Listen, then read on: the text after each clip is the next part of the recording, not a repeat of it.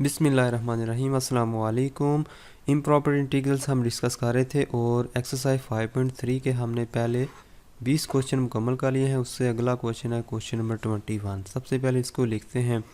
Question number 21 0 से infinity, ठीक है, log of 1 plus x square divided by 1 plus x square और dx। सबसे पहला काम हम क्या करते हैं, अगर इन्फिनिटी इन्वॉल्व हो जाए लिमिट में तो हम इसको लिमिट यानी कि इसको लिमिट के फॉर्म में चेंज करते हैं। ये डेफिनेट इंटीग्रल बना के फिर हम उसको इन्फिनिटी की जगह कोई फाइनाइट नंबर लिख देते हैं। फॉर एग्जांपल 0 से इन्फिनिटी की जगह मैं लिख देता हूँ b, और b किसको अप्रोच कर रहा है, लिमिट की फॉर्म में लिखेंगे इसको b अप्रोचेज टू इन्फिनिटी। ठीक हो गया। log of 1 plus x square divided by 1 plus x square और dx। तो मैंने आपको बताया था जब भी ए स्क्वेयर प्लस एक्स स्क्वेयर वाली टर्म इन्वॉल्व हो जाए तो हम ये वाली सब्स्टिट्यूशन करते हैं एक्स की जगह। X is equal to a tangent of theta, हम ये सब्स्टिट्यूशन करते हैं। लेकिन क्योंकि ए की जगह यहाँ पर 1 मौजूद है, 1 का स्क्वेयर प्लस एक्स स्क्वेयर, तो एक्स की जगह हम 1 टेन थीटा पुट करेंगे, या सिर्फ टेन थीटा भी हम इसको कह सकते हैं। X is equal to tangent theta. सबसे पहले हम जनरल इंटीग्रल फाइंड करते हैं, ठीक है, फिर उसके बाद हम ये लिमिट्स उसमें पुट करेंगे। तो हम लिखेंगे नाउ ये सिर्फ जनरल हम इंटीग्रल फाइंड करने जा रहे हैं। आई लिख देते हैं, I1 is equal to log of 1 plus x square divided by 1 plus x square और dx। इसमें हम क्या सब्स्टिट्यूशन करने जा रहे हैं, x is equal to tan theta. हम लिखेंगे put x is equal to tangent of theta, ठीक है, और dx is equal to secant square theta और डी थीटा। ये लिमिट अगर साथ ले लें इनके 0 से b तो थोड़ा सा काम आसान हो जाएगा। मैं आपको बताता हूँ क्यों, ठीक है, क्योंकि इसमें log वाला फंक्शन आ रहा है, तो इसमें क्योंकि cos वाला फंक्शन बन जाएगा तो फिर ये वाली जो लिमिट है ये हमारे लिए काम आसान कर देगी। कैसे, पहले देखें, 0 पुट करें x की जगह, x की जगह 0 रखें। 0 is equal to tan theta, this implies that theta is equal to tan inverse of 0, this is equal to 0, यानी कि x approaches to 0 then theta also approaches to 0। अगर x अप्रोच करता है b को, इसकी जगह हम b रख दें, b is equal to tan of theta, this implies that theta is equal to tan inverse of b, यानी कि अगर x अप्रोच करता है b को, this implies that theta approach करता है टेन इनवर्स ऑफ b को। तो ये लिमिट भी हमने फाइंड कर ली है नए इंटीग्रल की। तो I1 की वैल्यू कैसे आएगी, I1 इज़ इक्वल टू हमारे पास आएगा log ऑफ x की जगह हम क्या रखने जा रहे हैं, टेन थीटा, तो टेन स्क्वेयर थीटा हो जाएगा, 1 plus ten square theta divided by 1 plus x की जगह हम टेन थीटा रखने जा रहे हैं, तो क्या हो जाएगा 1 प्लस टेन स्क्वेयर थीटा, ठीक है, डॉट dx की जगह क्या रखना है हमने, सीकेंड स्क्वेयर थीटा डी थीटा, और इसका इंटीग्रल में 0 से टेन इनवर्स ऑफ थीटा है, टेन इनवर्स ऑफ b है, टेन इनवर्स ऑफ b, ठीक है। पहले क्या है, थीटा अप्रोच 0, फिर theta is equal to tan inverse of b, दोनों लिमिट्स हमने डाल दिए। अब देखें 1 प्लस टेन स्क्वेयर थीटा किसके बराबर होता है, सीकेंड स्क्वेयर थीटा के बराबर होता है, ठीक है। तो इसकी जगह हम क्या लिख सकते हैं, सीकेंड स्क्वेयर थीटा, सीकेंड स्क्वेयर थीटा। ये क्या है, 1 प्लस टेन स्क्वेयर थीटा, इसकी जगह भी हम क्या लिख सकते हैं, सीकेंड स्क्वेयर थीटा, हम लिख सकते हैं सीकेंड स्क्वेयर थीटा। ये इससे कैंसिल। अब देखें ये 2 जो है ये शुरू में आ जाएगा, 2 बाहर हम ले आते हैं, 0 से ten inverse of b, log वाला रूल अप्लाई किया, 2 बाहर आ गया, अंदर क्या बचा, log ऑफ सीकेंड ऑफ थीटा और डी थीटा। देखें इसकी इंटीग्रेशन हम कैसे कर सकते हैं, ये हमने पढ़ा हुआ है कि log of cos of theta, ठीक है, 0 से π/2 हो तो इसकी इंटीग्रेशन होती है π/2 log ऑफ 1/2। ये हमने ऑलरेडी पढ़ा हुआ है ये फार्मूला, लेकिन ये फार्मूला बनाने के लिए यहाँ पर क्या होना चाहिए, π/2 होना चाहिए।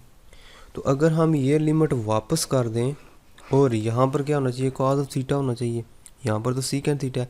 कॉस थीटा हम आसानी के साथ बना सकते हैं। कैसे बना सकते हैं?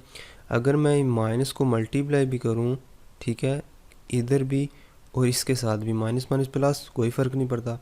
इस माइनस को मैं इसकी पावर में अगर ले जाता हूँ, इधर आ जाता है माइनस, ठीक है, तो ये सीकेंड नीचे चला जाएगा, यानी कि log of 1 by सीकेंड of theta.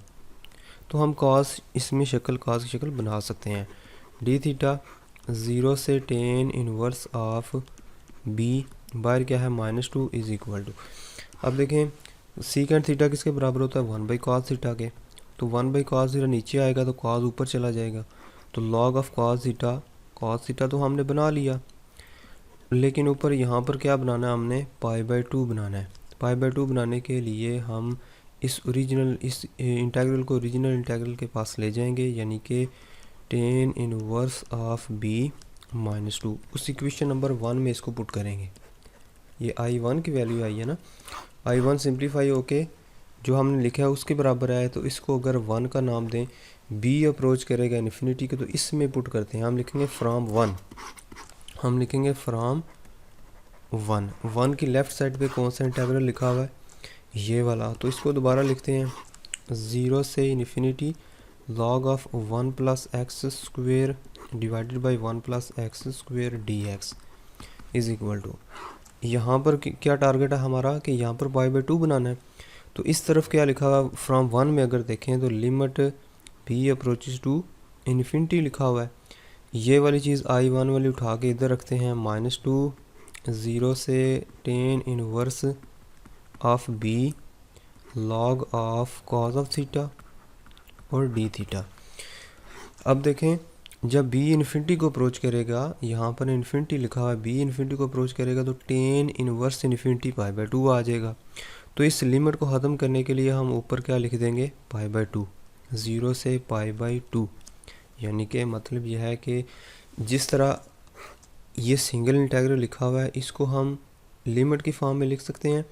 Limit को ख़त्म करके हम इसको दोबारा इस फॉर्म में लेके जा सकते हैं।